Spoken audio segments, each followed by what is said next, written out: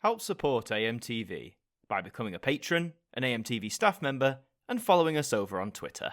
Hi there guys, it's Adam Martyn here, and today we're going to be talking about logos. Now, if there's one thing some of you know me for here on this channel, it's for my particular interest and love of idents. Television idents specifically, those little sequences we tend to get before our upcoming programmes that attempt to show off a bit of personality for a channel or a bit of what the channel's about. I mean, we have the ident review, we've done over 100 episodes of that. We have the ident review extra, the sister show.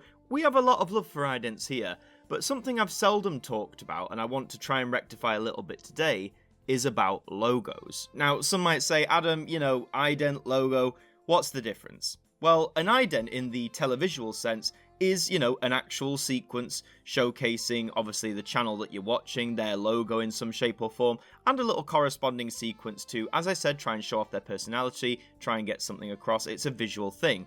The logo, to differentiate, is just the logo. The logo used by that broadcaster or that corporation, that company, whatever it is. So today I wanted to take a look through every logo used by the BBC. So again, this is each of their corporate logos. This isn't going through idents. If you want that, you can check out the ident review, but this is just going through logos, corporate logos used by the BBC. Specifically, we're going to go through the ages and see what I think of them. I was heavily inspired to do this by Graham Stark, who's done a fantastic video going through the Olympic emblems, the Paralympic emblems. Really fascinating videos, which I highly recommend that you go and check out. And I just love Graham's warm style towards it, his very laid-back approach, and I want to try and give my own laid-back approach here, so that's what we're going to get into. But before we do, remember to leave a like on the video, subscribe to the channel, check out our content, particularly our documentaries. Been having a lot of fun making those, more on the way. So the BBC was formed initially in 1922, and for those first few decades, the 20s, 30s, 40s, and so on, there wasn't really a distinctive corporate logo. You'll see on old newsreels or on old camera equipment that certain typefaces were used. I think this one is a particularly famous example, which sort of was replicated on one of their own TV idents in the late 80s, but that very thinly veiled, very classy sort of font. The first corporate logo didn't actually emerge until the late 1950s, but there was one distinguishing feature about the Beeb that you could draw upon, and that was their coat of arms. Yes, would you believe it? This is the BBC's coat of arms that they can proudly display should they wish to, and I mean, having a look at it here, there's a lot to talk about. We've got a lion, we've got eagles, we've got the world, a motto. Let's break this down a little bit, shall we? So this is just going off Wikipedia, by the way, so you know what it's like, pinch of salt. The lion is the national animal of the UK and indicates the BBC's British identity. I suppose that makes good a sense as any. 3 lines on a shirt and all that jazz.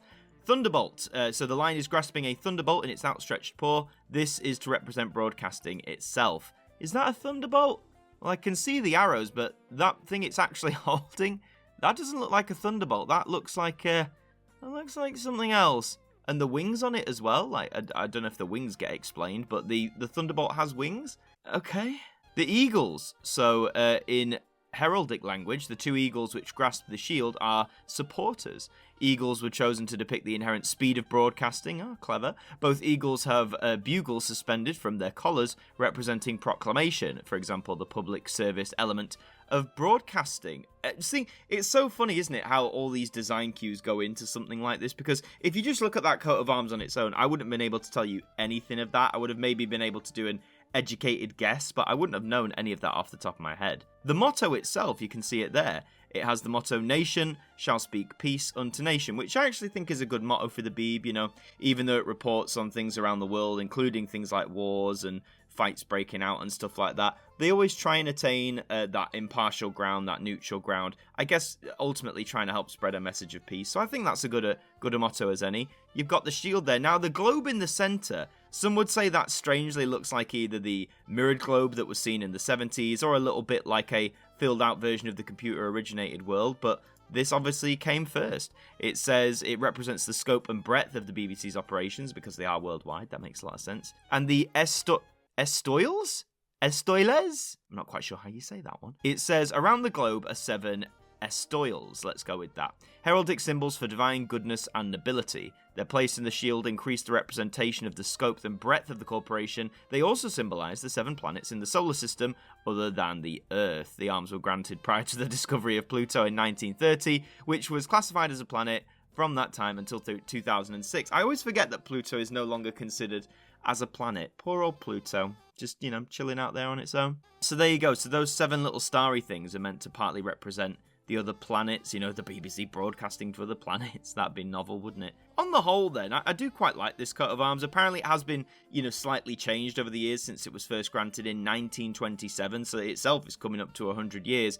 But I think, as a symbol of the BBC, I think it's quite good. I like all the allusions to broadcasting. I like the fact that it's representing the world, not just the UK, although it has that, supposedly British heritage with the lion on top. It's not bad. It's not bad, and I'm surprised we don't actually see it more. I think audiences did see it for a time. Was it the late 80s, early 90s when it was seen before or during each BBC News broadcast there? So, yeah, I'm surprised we don't use the coat of arms a bit more. I guess using a coat of arms for like a TV channel nowadays would be seen to be a bit outdated or a bit archaic, but, no, good job. Good job for a first attempt. So the first actual corporate logo then used by the BBC, that came in roughly around 1958, and it is this. I'm sure many of you have seen this before. It's the first time that the BBC Blocks logo was first ever sort of utilised, and it was designed, I believe, by Abram Games, who was also the designer of the famous bat wings from first seen in 1953. Now that contraption in itself is arguably the BBC's first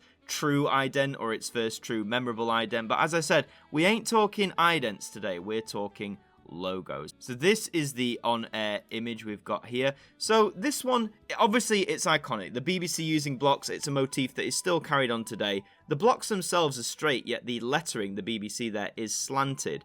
Not sure how I feel about that one. The typography, the font if you like, is Old Gothic bold italic. I've always liked the slanted letters that the BBC use in the logo, but I kind of don't like them crossed with straight boxes. It just looks a bit off. It's like if the letters were centered or if the boxes were slanted, I think that'd just, to my eyes, make it look a whole lot better. Because, I look at that and I think, oh, wow, yeah, that's the BBC, clear as crystal, black and white. But I'd be like, but your letters are slightly falling over there. Yeah, so not a bad start for your first attempt at a corporate logo, but the decision to italicize the letters here instead of keep them straight or not slant the boxes seems like a questionable choice. Moving on to 1963, or roughly about then early 60s, the boxes were changed to be slanted, like the letters. Thank you, now look at that. Now, I know this is such a minor change, like it is literally using the same font type. All they have done is slanted the boxes. But when you look at these two side by side, I would personally argue this new one looks a whole lot better. It's just more aligned. The fact that both are slanted now makes it easier on the eye. It's nice, it's bold, it's strong. The space in between the boxes is nice. I like the fact it's not too far apart. Really good, like, symmetrical design to show, like, wham, this is who we are. We are the British Broadcasting Corporation, and this is our logo. And of course, this one and the last one started to be seen on the television in some way, shape or form. The slanted version definitely took over throughout the 1960s. It was once again designed by Abram Games. Can you imagine that conversation? Mr. Games, could you just, that design, can you just angle it a bit, please? That'd be great, thank you. But yeah, this wasn't just seen on TV. This was used, you'd see it at the end of productions and credits. You'd see it on equipment like the television cameras. And in some way, shape or form, this logo would be used all the way up until 1992, so nearly 30 years, maybe not necessarily on screen, but in some way within the corporation, whether that was on the equipment or on documents or something like that. So not a bad life. Definitely prefer this one to the first one. The early 1970s, the logo was altered again, but instead of actually replacing the 60s version, as mentioned, this one also went in tandem, so this was also used until around 1992, and it is this. And yeah, I'm not quite sure what the methodology behind this was. You can see that the boxes have been rounded off at the edges there, so like the corners aren't as sharp, if you like. It's more of like a circular curve. The font is still the same, yet the spacing between the boxes has been increased. Not quite sure why they've done that. I mean, arguably in the 70s, this is when the BBC was really starting to embrace its corporate branding a lot more. A lot more merchandise, a lot more things with the BBC logo were released during the 1970s, so I guess having a consistent brand image worked. But I don't know, man. I mean, you look at this from the 70s and look at this from the 60s. Doesn't the 60s look a lot more cleaner, a lot more sharper, a bit more defined? I get maybe wanting to soften the edges makes it seem like, whoa, hang on, we're not like a harsh brand. You know, we take it easy here. It's all soft on the outside, but I don't know. Maybe that could have worked, but making the spaces larger between the boxes, again, I don't know. That just doesn't really sit well with my eyes. It just makes everything look a bit spaced out, a bit more jumbled. But again, you know, this did exist in tandem with the 60s one, although you'd see the 70s version appear more and more as time goes on. So these two logos were used in some part all the way up until 1992. But in 1988, a third logo, yes, a third one, was added into the mix as well. God, you can't have too many. And it was this. And wow, yeah, we have some actual colour that's not black or white into this. This is the logo used in 1988. It was designed by Michael Peters. The font has changed for the first time in a long time to Helvetica Neue Black Oblique, which is the logo type apparently.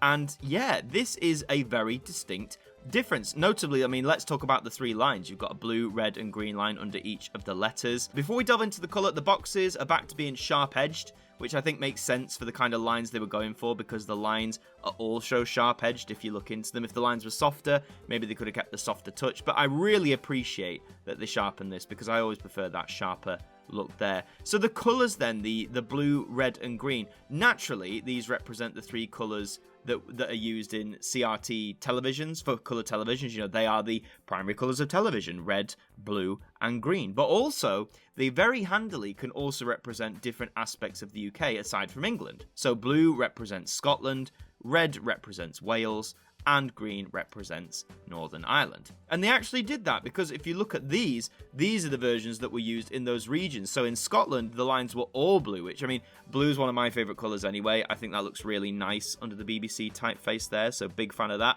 Wales, I am half Welsh myself, so again, big fan of that. The red looks really nice. I don't have any connection to Northern Ireland, but I do think the green works as well. And I think it's really good that each of the different sub-regions of the UK, bar England, got their own regional versions of this logo. It's really nice to see. Really clever use of that and the CRT connection too. The main thing I'm not so much of a fan about this, the colour behind the letters BBC, some say it's black, some say it's grayscale. I don't think it looks as visually nice. The only thing, even though the lines look good, sometimes I do look at this and think, is it a bit too much? Especially considering what the BBC had done before, trying to keep it as bare bones as possible, as simple as possible.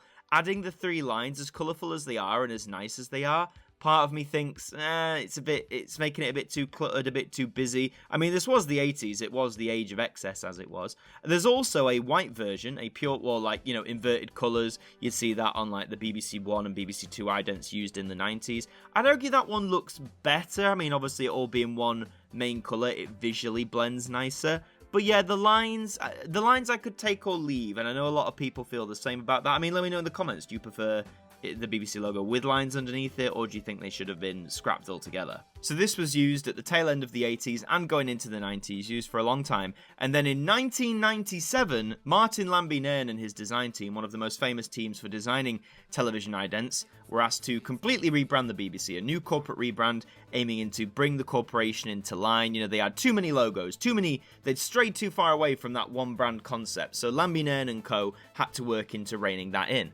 And they came up with this. Now, I'm sure many of my viewers watching it will know exactly what this logo is. It's the logo that I certainly grew up with the BBC. The lines are gone. The three lines underneath have been completely removed. The boxes have been straightened up again, the first time since the very early 60s when that first logo was phased out. But interestingly, this time the letters have been straightened up as well with a brand new typeface. Now, this is Jill Sands' typeface. We'll talk more about that in a second. This was launched in October 1997 to honour the 75th anniversary of the BBC as a whole. It affected all channels, all services, as a corporate logo should.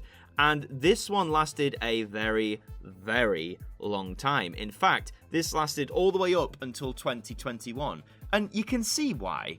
I mean, that is simplicity in itself. And yet it still tells you everything you need to know. This is the BBC, the 3-block branded company. You know, it encompasses everything. It doesn't tie itself down to television or to radio or to any of the other services the BBC offer.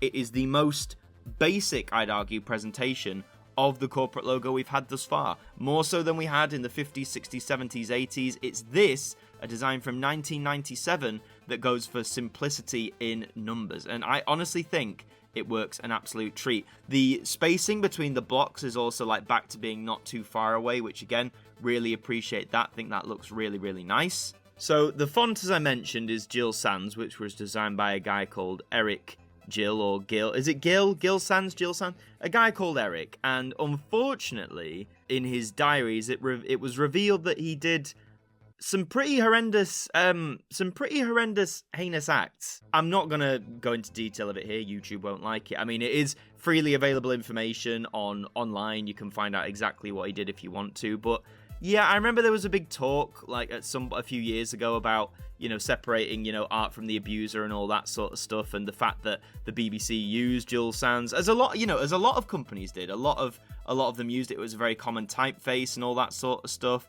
So I'm not really sure if that played into what was to come next, but I mean, it's certainly an interesting point to draw on. But with the logo itself, again, that is the BBC. To myself, to so many generations, that is clear as crystal what the BBC is. As it says, in 2017, operations began to move, replacing Jill Sans or Gil Sans with a new font in all of their programs first. It was their own custom one, BBC Wreath, named so after the first Director General. So in 2021, we were given this, which was designed by a lot of people apparently. BBC Creative, BBC UX&D, Wolf Olins, is that how you say that? And Dalton Marg, who was the font, who designed the font. Yeah, lots to say. I did a video a long time ago about this when it was first announced, what I thought about it. And, I haven't rewatched that video in preparation for this. I wanted it to be fresh. So what do I think of this now? Well, I mean, you look at this, which was used for so long and was so clear, and you look at this, and sometimes I do look at this and think, oh man, this looks almost like a knockoff version of the logo, or like a bootleg version. There's just something about it. The fact that, we've increased the spacing between the blocks again, which I've already said I'm personally not a fan of. The lettering seems to be smaller, takes up less space within the box. And I don't know, it doesn't have that same like wham factor as the 90s one.